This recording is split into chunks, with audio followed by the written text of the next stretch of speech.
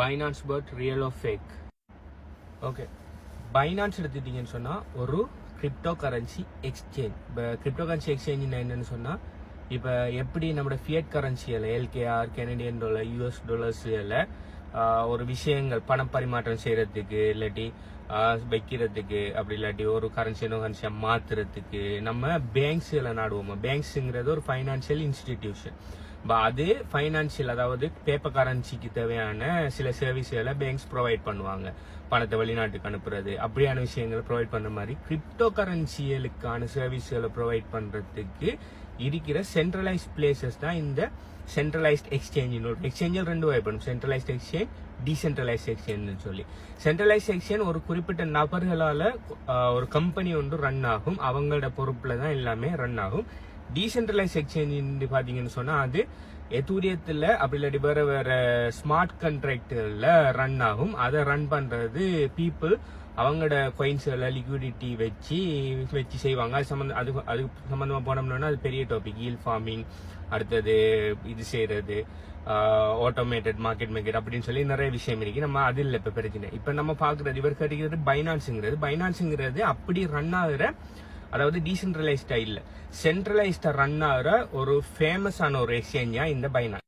இந்த finance exchange தான் இப்போதைக்கு கரண்டா இப்போ நான் வீடியோ செஞ்சுட்டு இருக்கிற டைம்ல பயங்கரமான லிக்விடிட்டியை வச்சு, இப்போ எப்படி ஜேபி மோகனுங்கிற பேங்க் உலகத்திலேயே நம்பர் 1 பேங்க் இருக்குதோ, எனக்கு தெரிஞ்சு அதுதான் அதுக்கு சண்டைக்கு வருவானா, அப்படி ஒரு பேங்க் இருக்குதோ, எல்லாருக்கும் தெரிஞ்ச நேம் ஒன்றா இருக்குதோ, அதே மாதிரி பைனான்ஸுங்கிறது கிரிப்டோ கரன்சி ஃபீல்டுக்குள்ள ஒரு மிகப்பெரிய எக்ஸ்சேஞ்ச் உண்டு, நல்ல ட்ரஸ்டபிளான எக்ஸ்சேஞ்ச் உண்டு. இப்போ ட்ரஸ்டபிள்னா 100% ட்ரஸ்ட் பண்ணலாமான்னுட்டா இல்லை. ஸ்டில் அவங்க சஃபுன்னு சொல்லி ஒரு ப்ரோக்ராம் வச்சிருக்காங்க, $1 பில்லியன் மேலே. அதில் வைக்கிறாக்குள்ள பணத்தை இது செய்கிறாங்க, இன்சூரன்ஸ் பண்ணுறாங்க. நாளைக்கு பைனான்ஸ்க்கு என்ன நடந்தாலும் அந்த ஃபண்ட் மூலமாக நம்மளுக்கு தருவாங்க, ஏதாவது ஹேக்கிங் நடந்தா அப்படின்னு சொல்லி. அடுத்தது ட்ரேடிங் ஃபீஸ் எல்லாம் ரொம்ப குறைவு. அடுத்தது நிறைய சர்வீஸ் கொடுக்காங்க. அப்படி பைனான்ஸுங்கிற ஒரு ஃபேமஸான எக்ஸ்சேஞ்ச் உண்டு. எப்படி பேங்க்ஸில் பணத்தை வைக்கிறது, பணத்தை சேமிச்சு வைக்கிறது, நம்மளோட வேற அசெட்டை சேமிக்கிறது, வெளிநாட்டுக்கு பணம் அனுப்புறது, ஒரு கரன்சி இன்னொரு கரன்சியா மாத்துன்னு சொல்லி நிறைய சர்வீஸ் ப்ரொவைட் பண்றாங்களோ, அதே மாதிரி தான் பைனான்ஸ்லயும். பைனான்ஸோட எக்ஸ்சேஞ்சோட மெயின் நோக்கம் பாத்தீங்கன்னு சொன்னா ஒரு கிரிப்டோ கரன்சி இன்னொரு கிரிப்டோ கரன்சியா மாத்துறது. இருந்தாலும் அதை தவிர்த்து நிறைய சர்வீஸ் இந்த பைனான்ஸ் மாதிரியான எக்ஸ்சேஞ்சை ப்ரொவைட் பண்றாங்க. அது லெண்டிங் பண்றது, ஸ்டேக்கிங் பண்றது, மற்றது ஏர் ட்ராப்ஸ்கள் கொடுக்கறது. அவங்களோட புது காயின்கள் அதில் லான்ச் பண்ணி பைனான்ஸோட காயின் வச்சுக்கிறாங்களே, ஏர் ட்ராப்ஸ் அதை கொடுக்கறது. அப்படி இருக்கக்குள்ளதான் ட்ரேடிங் பாட்ஸும் ஆஃபர் பண்றாங்க பைனான்ஸ்ல. இப்போ ட்ரேடிங் பாட்ஸை பார்த்தீங்கன்னு சொன்னா 2 வகையான ட்ரேடிங் பாட்ஸ் இருக்கு. ஒன்று ட்ரேடிங் போட்டுங்கன்னு சொல்லி ஒரு தனி கம்பெனி ஒன்று இருக்கும், அவங்க ட்ரேடிங் போட் சர்வீஸை மட்டும் ப்ரொவைட் பண்ணுவாங்க. பட் நம்ம அவங்களுக்கு பணம் அனுப்ப தேவையில்ல. அவங்களோட பொட்டை எப்படி வாக்காம சொன்னா அவங்க ஒரு ஏபிஐ கீ ஒன்று தருவாங்க. அதாவது பைனான்ஸ்ல அப்படி இல்லாட்டிங்க நம்ம எக்ஸ்சேஞ்சில் ஏபிஐ கீ இருக்கும். ஓகே, அந்த ஏபிஐ கீயை எடுத்து இந்த போட் நம்ம பைனான்ஸுக்குள்ள வந்து நம்மளுக்கு சார்பா இந்த போட் நம்மளுக்கு நம்ம அக்கௌண்ட்ல ட்ரேட் பண்ணலாம். ஆனா அந்த பொட்டால நம்ம பணத்தை வித்ட்ரோ பண்ண முடியாது என்று சொல்லி ஒரு விஷயம் ஒன்று கொடுப்பாங்க. ஸோ அந்த ஏபிஐ கீயை வச்சிருக்கிற அந்த ட்ரேடிங் போர்ட் கம்பெனி என்ன செய்வாங்க, நம்ம எக்ஸ்சேஞ்சுக்குள்ள வந்து நம்ம சார்பா நம்ம என்ன மாதிரி பராமீட்டர்ஸ் கொடுக்கோமோ அப்படி அவங்களோட ஓன் பராமீட்டர்ஸை வச்சு நம்ம பணத்தை ட்ரேட் பண்ணுவாங்க. வாங்கி வித்து ப்ராஃபிட் எடுப்பாங்க. சரி, அப்படி செஞ்சிட்டு இருப்பாங்க. ஆனா நாளைக்கு அவங்க நம்ம பணத்தை வெளியில எடுக்கல. ஏன்னா நம்ம ஏபிஐ கிரியேட் பண்ணக்குள்ள, அதாவது நம்ம எக்ஸ்சேஞ்ச்ல ஏபிஐ கிரியேட் பண்ணக்குள்ள நம்ம இந்த பணத்தை வித்ட்ரோ பண்ண முடியாது. இந்த மாதிரி தான் நம்ம இந்த ஏபிஐயை செட் பண்ணி தேர்ட் பார்ட்டி கம்பெனி கொடுப்போம்.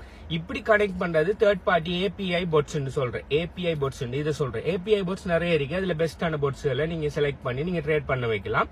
அப்படி வாங்குற ஏபிஐ போட்ஸ்ல சிலது பெய்டும் இருக்கு, சிலது ஃப்ரீயும் இருக்கு. சிலதுக்கு நீங்க எடுக்கிற அந்த போட் ப்ராஃபிட் எடுத்து தந்தீங்கன்னா, உதாரணத்துக்கு $100 ப்ராஃபிட் உங்களுக்கு எடுத்து தந்துட்டுன்னு சொன்னா அதுல ஒரு 10% 20% பொட்டு கொடுக்கணும். அதை நம்மளோட வாலெட்ல இருந்து எடுக்காது. நம்ம அதுக்கு வேறையா இப்ப $100 ப்ராஃபிட் எடுத்துட்டுன்னு சொன்னா $20 வந்து நம்ம வேறையா பொட்டுக்கு நம்மளே வித்ட்ரோ பண்ணி கொடுக்குற மாதிரி இருக்கும். இதுதான் ஏபிஐ ட்ரேடிங் போட்.